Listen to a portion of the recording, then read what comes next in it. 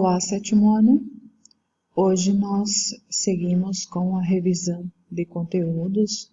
Hoje então nós temos a quarta parte e abordaremos novamente pontos importantes que foram estudados no decorrer do nosso ano. Então, o primeiro aspecto que nós temos aqui a fazer a revisão é sobre o sujeito. Sujeito que é um elemento que tem uma importância bastante importante na organização da língua portuguesa. Ele pode ser um termo que pratica uma ação, pode também ser um termo que sofre uma ação e é sobre o qual nós declaramos ou dizemos algo. Então, aqui nós temos exemplos. Jéssica estudou muito. Então, aqui a palavra que caracteriza-se como sujeito é Jéssica. Vanessa foi maltratada. Então, aqui nós temos Vanessa como o sujeito dessa estrutura. Jaqueline é uma ótima aluna. E, no terceiro exemplo, então, Jaqueline que configura-se como sujeito. Lembrando que quando nós precisarmos fazer a identificação do sujeito, nós devemos, então, primeiramente identificar qual é o verbo e fazer a pergunta para esse verbo, e a resposta que nós obtivermos para essa pergunta é que configura-se no sujeito da oração. O sujeito, ele possui um termo, uma palavra que é a mais importante quando ele for formado, então, por mais de uma palavra. Se o sujeito é formado por apenas uma palavra, essa mesma palavra é o núcleo. Porém, quando nós tivermos mais de uma palavra que compõe esse sujeito, nós sempre teremos uma delas que tem uma maior importância e designa o ser sobre o qual se declara algo. Então, a essa palavra damos o nome de núcleo do sujeito. Conforme o exemplo que nós temos aqui, os jovens adoraram a iniciativa. Então, aqui, o sujeito é a expressão os jovens. Porém, nós temos um desses termos que é o mais importante, que no caso é jovens, porque os sozinho ele não tem sentido. Então, aqui, a palavra que contém a base do significado é a palavra jovens e constitui-se, então, como o núcleo do sujeito. O sujeito, ele se subdivide de acordo com a maneira como ele se constitui. Então, nós temos dois grupos básicos, que são os sujeitos determinados e também os sujeitos indeterminados e também a oração sem sujeito. E quando se trata dos sujeitos determinados, nós temos três diferentes possibilidades de classificação. A primeira delas é o sujeito simples, que é quando ele possui apenas um núcleo.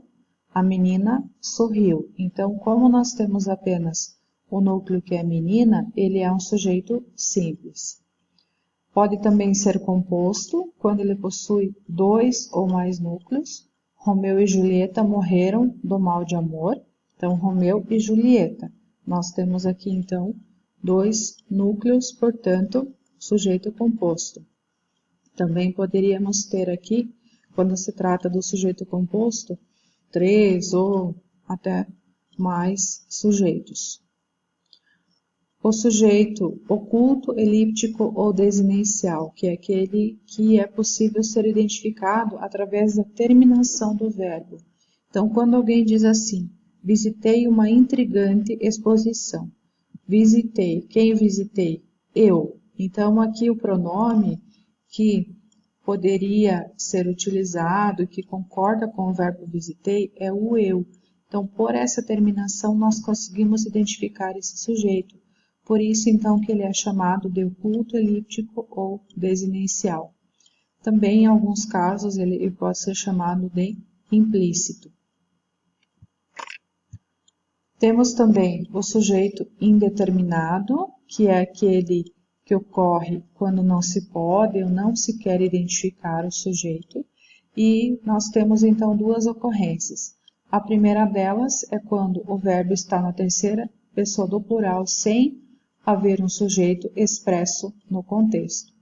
Telefonaram para você. Então, como nós não temos nenhum sujeito expresso aqui e o verbo está na terceira pessoa do plural, ele configura-se como um sujeito indeterminado. A segunda ocorrência é o verbo na terceira pessoa do plural, mais o índice de indeterminação do sujeito, que é o se. Quando se diz assim, precisa-se de digitadores. Aqui nós não sabemos, nós não conseguimos identificar quem é que precisa dos digitadores ou de digitadores. Então, por essa razão que o sujeito aqui ele é classificado como indeterminado. Temos também a oração sem sujeito ou sujeito inexistente, quando a informação veiculada pelo predicado centra-se num verbo impessoal, ou seja, quando nós não temos uma relação entre o sujeito e o verbo. Então, quais são os casos em que ocorre essa modalidade, em que ocorre a oração sem sujeito? Primeiro, com verbos que expressam fenômenos da natureza.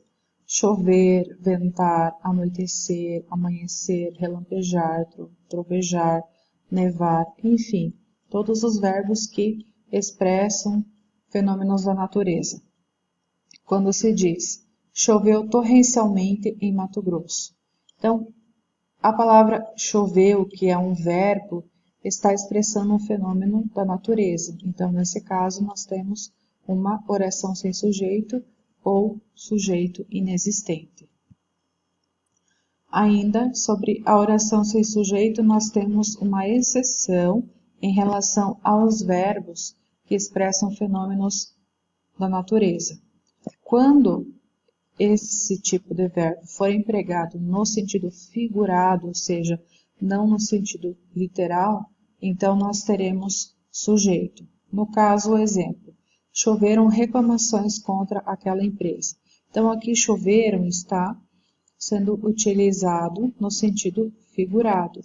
E reclamações é o que é o sujeito. Então, aqui nós temos um sujeito simples.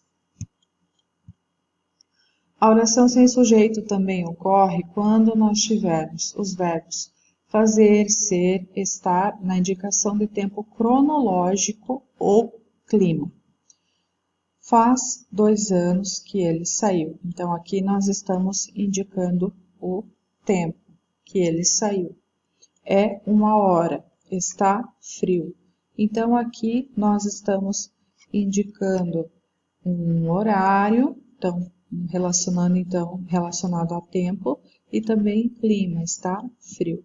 Então, sempre quando nós tivermos estruturas que têm essa finalidade, nós estamos, então, identificando uma oração sem sujeito. Também o verbo haver, no sentido de existir, ou indicando o tempo transcorrido, quando ocorrer dessa forma, nós também estamos tratando sobre a oração sem sujeito. Há muitos alunos na sala, então, significa que existem muitos alunos na sala. Então, nesse caso, o verbo haver, quando ele é utilizado com o sentido de existir, ele configura uma oração sem sujeito. Da mesma forma que quando se diz, há 2 meses que não vejo Maria. Também o verbo haver está sendo ali utilizado, indicando um tempo transcorrido. Então, configura-se como uma oração sem sujeito. Temos também o predicado. Predicado, então, é tudo aquilo que se informa a respeito do sujeito, e dependendo do núcleo desse predicado, nós temos 3 classificações. A primeira delas é predicado verbal. Então, quando ocorre o predicado verbal? Quando o núcleo é um verbo, e esse verbo pode ser transitivo ou intransitivo. Lembrando que o transitivo é aquele que precisa de complemento para ter sentido, e o intransitivo é aquele que é autossuficiente. O menino chegou ao colégio e o viajante caminhava pela estrada. Então, nesse caso, nós temos um verbo que indica uma ação, é um verbo significativo, portanto, o predicado é verbal. Predicado nominal, quando nós temos um núcleo, que é um nome. E o que é esse nome? É quando ele atua como um predicativo do sujeito e o verbo é de ligação. Isso significa que nós temos uma característica para o sujeito que está expressa dentro do predicado. Então, quando se diz o simulado está difícil, está é um verbo de ligação. Difícil é a característica para o simulado, então é o predicativo do sujeito. O jogador estava machucado. Então, nós temos o estava, que é um verbo de ligação, e machucado, a característica para o jogador, que é o predicativo do sujeito.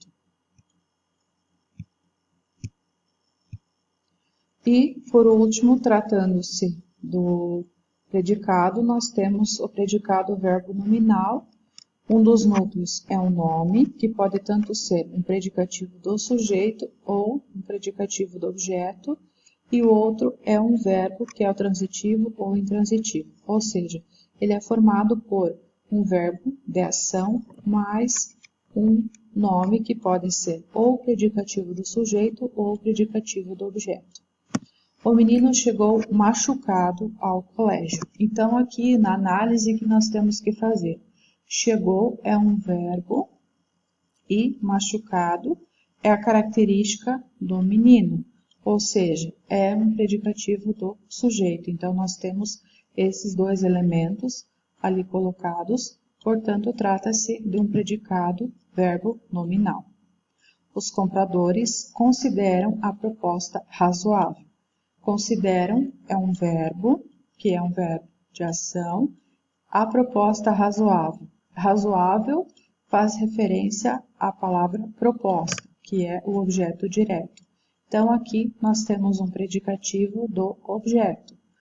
Por isso, então, também essa estrutura configura-se como um predicado verbo nominal.